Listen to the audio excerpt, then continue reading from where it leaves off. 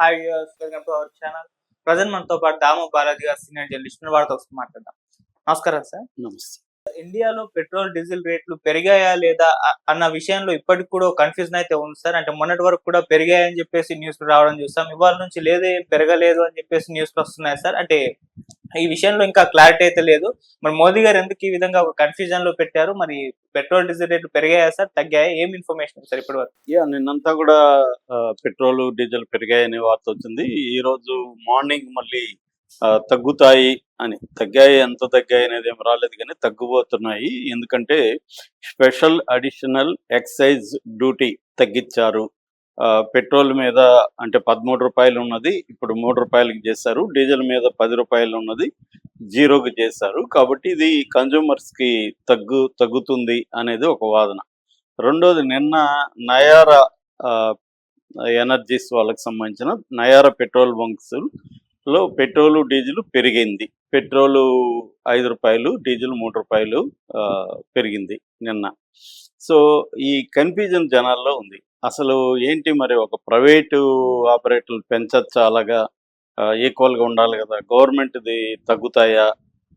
అసలు ఏంటిది, దీని మతలబు ఏంటి అనేది మనం మాట్లాడుకుందాం. యాక్చువల్గా ముందుగా నయారా చూసుకుంటే, నయారా ఎనర్జీస్ లిమిటెడ్ అనే కంపెనీ రష్యన్ కంపెనీ ఒక రకంగా.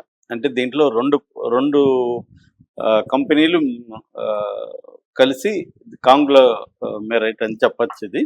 ఈ రెండు కంపెనీలు ఏమంటే, ఒకటి రోస్ నెఫ్ట్ అనే ఒక కంపెనీ, ఇది రష్యా కంపెనీ. రెండోది కేసానీ ఎంటర్ప్రైజెస్ అనేది ఇంకొక కంపెనీ. ఈ రెండింటికి కూడా 49.3%, 49.3% దీంట్లో స్టేక్స్ ఉన్నాయి. రోస్నెట్ని ఆల్రెడీ అమెరికా బ్యాన్ చేసింది యాక్చువల్గా, కానీ ఇండియాలో దాన్ని అలో చేస్తూనే ఉన్నారు. నేను నిన్న కూడా చెప్పిన, మోడీ ట్రంప్కు భయపడుతున్నట్టు యాక్ట్ చేస్తారు తప్ప రియల్గా చాలా విషయాల్ని ట్రంప్ను పట్టించుకోకుండా వెళ్ళిపోతుంది ఇండియన్ గవర్నమెంట్. పైకి ఏంటంటే ట్రంప్ని ఎదిరించట్లేదు అంతే. అలాగే ఇది కూడా ఇప్పుడు రోసినెట్ అనే కంపెనీని బ్యాన్ చేసినా కూడా ఇండియా దానికి సంబంధించిన నయారా జరుగుతుంది. వీళ్ళు మొత్తం 7,000 బంకులు, పెట్రోల్ పంప్స్ ఇండియాలో ఉన్నాయి. సో ఈ రోస్నెఫ్ట్ అదైతే కేసానీ ఎంటర్ప్రైజెస్ కూడా మళ్ళీ దాంట్లో కూడా రష్యన్ పెట్టుబడులు ఉన్నాయన్నమాట. కేసానీలో కూడా రష్యన్ యునైటెడ్ క్యాపిటల్ అనే ఒక సంస్థ దాంట్లో పెట్టింది. అట్లాగే హరా క్యాపిటల్ సర్ల్ అని ఇంకొక సంస్థ ఉంది. మార్తెరా గ్రూప్ హోల్డింగ్స్ అని ఇంకొక సంస్థ, ఇది ఇటాలియన్ సంస్థ. ఇలాగా 3-4 సంస్థలు కలిపి పెట్టారు. సో ఓవరాల్గా మేజర్ స్టేక్స్ రష్యన్వే ఉన్నాయి ఈ నయారాలో. నయారా మరి 5 రూపాయలు పెట్రోల్ పెంచితే అందరికి వచ్చే డౌట్ ఏంటంటే, ఎందుకు దాంట్లో పెట్రోల్ పోసుకుంటారు? గవర్నమెంట్వి, రిలయన్స్వి, మనకేంటంటే బేసిక్గా గవర్నమెంట్స్ ఉన్నాయి, ఐఓసి కానీ, బీపీసీఎల్ కానీ, హెచ్పిసిఎల్ ఇవి ఉన్నాయి. ఇవి కాకుండా రిలయన్స్ ఉంది, ఇది కాకుండా నయారా ఉంది బేసిక్గా. సో ఇవన్నీ పెంచకుండా ఒక్క నయారా పెంచితే అక్కడెందుకు పోయి కొంటారు అనేది చాలామందికి ఉన్న డౌట్స్. కానీ ఇక్కడ ఏంటంటే, మనం ప్రతిదీ చీప్గా దొరుకుతుంది, కాస్ట్లీగా దొరుకుతుంది ఏదైనా కూడా. సో మనం కొంతమంది కాస్ట్లీ ప్రిఫర్ చేస్తారు, కొంతమంది చీప్ ప్రిఫర్ చేస్తారు. కాస్ట్లీకి ఎందుకు ప్రిఫర్ చేస్తారు అంటే బేసిక్గా క్వాలిటీ. అంటే ఈ నయారా వాళ్ళ పెట్రోల్ కానీ, డీజిల్ కానీ మామూలు గవర్నమెంట్ పంపుల కంటే కూడా మంచి క్వాలిటీ ఉంటుంది. ఇంజన్ కంబషన్ అవన్నీ బాగుంటుంది. ఇంజన్ లైఫ్ కూడా పెరుగుతుంది. కాబట్టి 5 రూపాయలు పెంచినా కూడా మేము అదే కొంటామనే వాళ్ళ సంఖ్య బలంగానే ఉంది కన్జ్యూమర్స్. అందుకనే వాళ్ళకి ఇబ్బంది లేకుండా పెంచుకున్నారు. అయితే ఇక్కడ అంతవరకు అర్థం చేసుకోవచ్చు, వాళ్ళు పెంచుకున్నారు, అలా పెంచుకునే ఇది వెసులుబాటు వాళ్ళకు ఉంది. కానీ ఇప్పుడు ప్రభుత్వం ఈరోజు మరి తగ్గినాయి అనేసి వస్తుంది. నిజానికి ఇది ఎవరు కూడా నమ్మరు. ఎందుకంటే బ్రెంట్, మనం క్రూడ్ ఆయిల్ పర్ బ్యారెల్కి $59 ఇచ్చి కొనేవాళ్ళం రష్యా నుంచి. అలాంటిది ఇవాళ ఇందాక చూస్తే $107 ఉంది బ్రెంట్. అది 119 కూడా వెళ్ళింది ఈ మధ్యలో. రష్యా కూడా మనకి ఇచ్చే డిస్కౌంట్లు ఆపేసింది. ఇంకా $4 పెంచే ఇస్తుంది తప్ప తగ్గించేది పరిస్థితి లేదు. ఇలాంటి పరిస్థితుల్లో సడన్గా మామూలుగా అయితే పెరగాలి, పెట్రోల్ డీజిల్ పెరగాల్సింది, తగ్గుతాయని ఎలాగా నమ్ముతున్నారు జనం?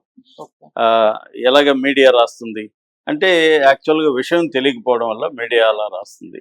విషయం ఏంటంటే ఈ ఇప్పుడు వేసిన స్పెషల్ అడిషనల్ ట్యాక్స్ ఎవరికి కోసం వేశారంటే ఆయిల్ మార్కెటింగ్ కంపెనీస్ కోసం. ఆయిల్ మార్కెటింగ్ కంపెనీస్ అనేవి ఇప్పుడు నేను చదివిన వాటిలో అవన్నీ కూడా ఆయిల్ మార్కెట్. నయారా కావచ్చు, రిలయన్స్ కావచ్చు, ఐఓసి కావచ్చు, బీపీసీఎల్ కావచ్చు, హెచ్పిసిఎల్, ఇవన్నీ ఆయిల్ మార్కెటింగ్ కంపెనీస్.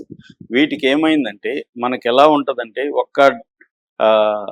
బ్యారల్ మీద $1 పెరిగిన సంవత్సరానికి 16,000 కోట్లు బర్డన్ ఈ మార్కెటింగ్ కంపెనీల మీద పడుతుంది.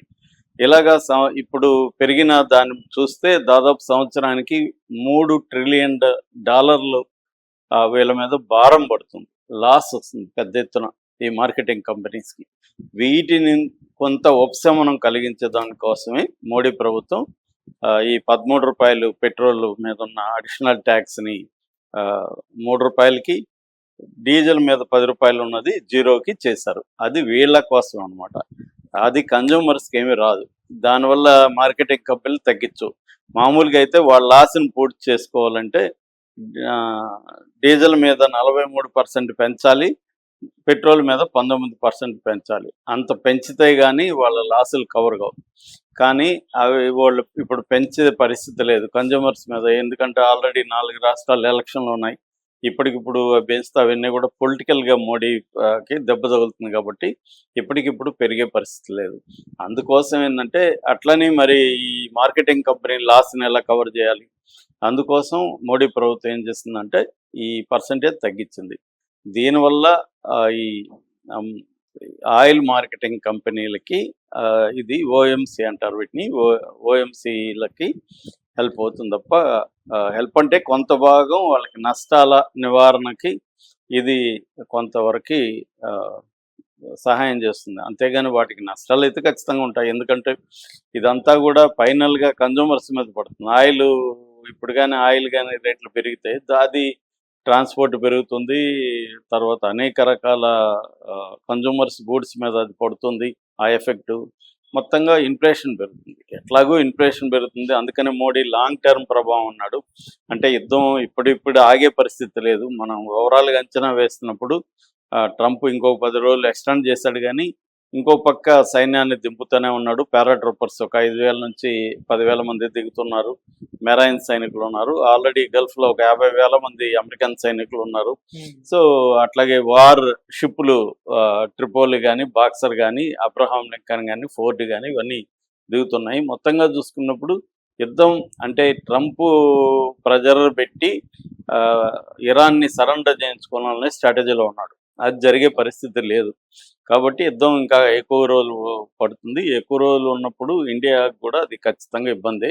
దానికి సంబంధించి ఆల్రెడీ ఇరాన్ మన షిప్పుల్ని అలో చేయడానికి ఒప్పుకుంది, కానీ అంత మాత్రాన క్రైసిస్ అయితే చాలు కాదు, కొంతవరకు తగ్గుతుంది. ఎందుకంటే ఎల్ఎన్జి రాస్లఫాన్ అని ఖతార్ ఎల్ఎన్జి గ్యాస్ మీద వీళ్ళు మిసైల్స్ వేశారు. అది రూయిన్ అయిపోయింది, డ్యామేజ్ అయింది, కొన్ని ఇంజన్లు డ్యామేజ్ అయినాయి. అవన్నీ రిపేర్ చేయడానికి మినిమం 5 ఏళ్ళు పడుతుంది. సో మన గ్యాస్ అయితే అక్కడ నుంచే 40-50% రావాలి. ఇది ఇప్పుడు డైవర్షన్ చేసుకోవాలి. కాబట్టి టైం పడుతుంది మనకి ఈ క్రైసిస్ని డీల్ చేయడానికి టైం పడుతుంది. అట్లాగే 27 దేశాల్లో ఇప్పటి వరకు పెట్రోలు, డీజిల్ మనం అంటే క్రూడ్ ఆయిల్ ఇంపోర్ట్ చేసుకుంటున్నాం. ఇప్పుడు దాన్ని 41 కంట్రీస్కి ఎక్స్టెండ్ చేశారు. కానీ ఇప్పటికిప్పుడు ఇమీడియట్గా అన్ని సాల్వ్ కావు. కాబట్టి కన్జ్యూమర్స్ మీద అయితే భారం ఖచ్చితంగా పడుతుంది. కాకపోతే సంతోషించాల్సింది ఏంటంటే ఇప్పటికిప్పుడు మనకి డీజిల్, పెట్రోల్ కొరత లేదు. అట్లాగే గ్యాస్ కూడా కొంత ఇబ్బందులు ఉన్నప్పటికీ కన్జ్యూమర్ అంటే హౌస్ హోల్డ్ గ్యాస్కి, ఎల్పిజి గ్యాస్కి ఇమ్మీడియట్గా అయితే క్రైసిస్ లేదు. ఖచ్చితంగా లాంగ్ టర్మ్లో క్రైసిస్ వస్తుంది. అందుకని మోడీ మనం కోవిడ్ తరహా ప్రిపేర్నెస్ ఉండాలని చెప్పింది కూడా ప్రజల మైండ్ సెట్ని ప్రిపేర్ చేయడానికి కోసమే ఆయన అలా చెప్పాడు. Okay sir, thank you so much.